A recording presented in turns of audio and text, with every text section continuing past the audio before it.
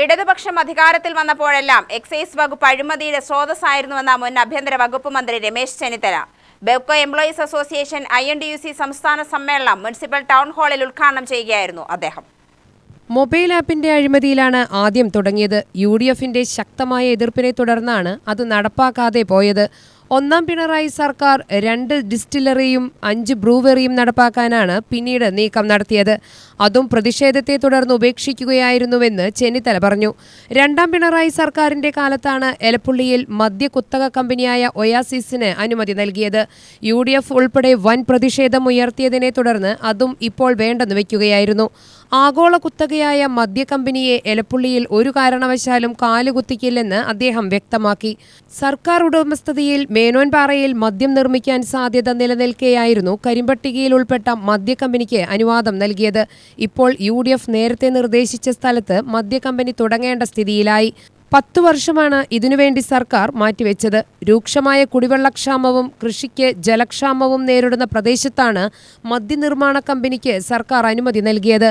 ജനകീയ പ്രശ്നങ്ങൾ പരിഹരിക്കാതെ കച്ചവട താൽപര്യം സംരക്ഷിക്കാനാണ് സർക്കാർ ശ്രമിക്കുന്നത്. ഇടതുപക്ഷം അധികാരത്തിൽ ഇരുന്നപ്പോഴെല്ലാം എക്സൈസ് വകുപ്പിൽ അടിമുടി അഴിമതിയാണ് നടക്കുന്നതെന്നും അദ്ദേഹം ആവർത്തിച്ചു. സർക്കാരിന് വൻ സാമ്പത്തിക നേട്ടമുണ്ടാക്കി കൊടുക്കുന്ന ബെവ്കോയിലെ തൊഴിലാളികളെ ദ്രോഹിക്കുന്ന നിലപാടാണ് സർക്കാർ സ്വീകരിക്കുന്നത്. ഗവൺമെന്റിന്റെ തെറ്റായ നയവും കോർപ്പറേഷൻ സമീപനവുമാണ് ജീവനക്കാരെ പ്രതിസന്ധിയിലാക്കുന്നത്. ശമ്പള പരിഷ്കരണം ഉൾപ്പെടെയുള്ള കാര്യങ്ങൾ നടപ്പാക്കുക തന്നെ വേണം. ജീവനക്കാരുടെ ആനുകൂല്യങ്ങൾ വെട്ടിക്കുറച്ചത് പ്രതിഷേധാർഹമാണ്. UDF അധികാരത്തിലെത്തുമെന്നും ബിവറേജ് കോർപ്പറേഷൻ ജീവനക്കാരുടെ എല്ലാ പ്രശ്നങ്ങളും അടിയന്തരമായി പരിഹരിക്കുമെന്നും അദ്ദേഹം ഉറപ്പു നൽകി. ഇന്നത്തെ ഏറ്റവും പ്രധാനപ്പെട്ട കാര്യം കേരളത്തിൽ ബ്രൂവറിയും ഡിസ്റ്റിലറിയും ആരംഭിക്കാൻ ഈ ഗവൺമെന്റ് 2 തവണ ശ്രമിച്ചു. ഒന്നാം പിണറായി ഗവൺമെന്റ് കാലത്ത് 2 ഡിസ്റ്റിലറികളും 5 ബ്രൂവറികളും നിർമ്മിക്കാൻ തീരുമാനിച്ചു. അതിനെതിരായി ഏറ്റവും വലിയ പോരാട്ടം നടത്തിയത് നമ്മുടെ ഓരോരുത്തരുമാണ്. നമ്മുടെ പോരാട്ടത്തിന്റെ ഫലമായി അത് വേണ്ടെന്ന് വെക്കാൻ യു-ടേൺ അടിക്കാൻ ഗവൺമെന്റ് തയ്യാറായി.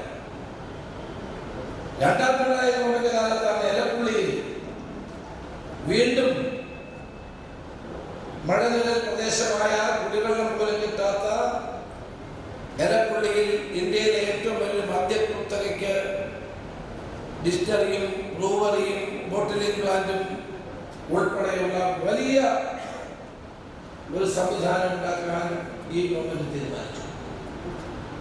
കുടിവെള്ളത്തിന് കഷ്ടപ്പെടുന്ന പാലക്കാട്ടെ ജനങ്ങളുടെ തലയിൽ ഒരു ഇടുത്തി പോലെയാണ് സംസ്ഥാന ഗവൺമെന്റ് തീരുമാനം ഉണ്ടായത്. അതിനെതിരായി നമ്മുടെ പ്രിയപ്പെട്ട MP ശ്രീകണ്ഠൻ, ജില്ലാ president Thankappan, DC president Thankappan ഉൾപ്പെടെ ഞങ്ങളെല്ലാവരും ആ സമരത്തെ തുടങ്ങി. ഇന്ന് ആ സമരത്തിന്റെ കാരണം കൊണ്ടാണ് ഇവർക്ക് മുന്നോട്ട് പോകാൻ കഴിയാത്തത്. ഞാൻ ഈ ഗവൺമെന്റിനോട് ഒരു കാര്യം പറയാൻ ആഗ്രഹിക്കുന്നു. നിങ്ങൾ എത്ര വിചാരിച്ചാലും ഈ വൻകിട മദ്യ കമ്പനിയെ പാലക്കാടിന്റെ മണ്ണിൽ കാലുകുത്തിക്കുകയില്ല എന്നതാണ്.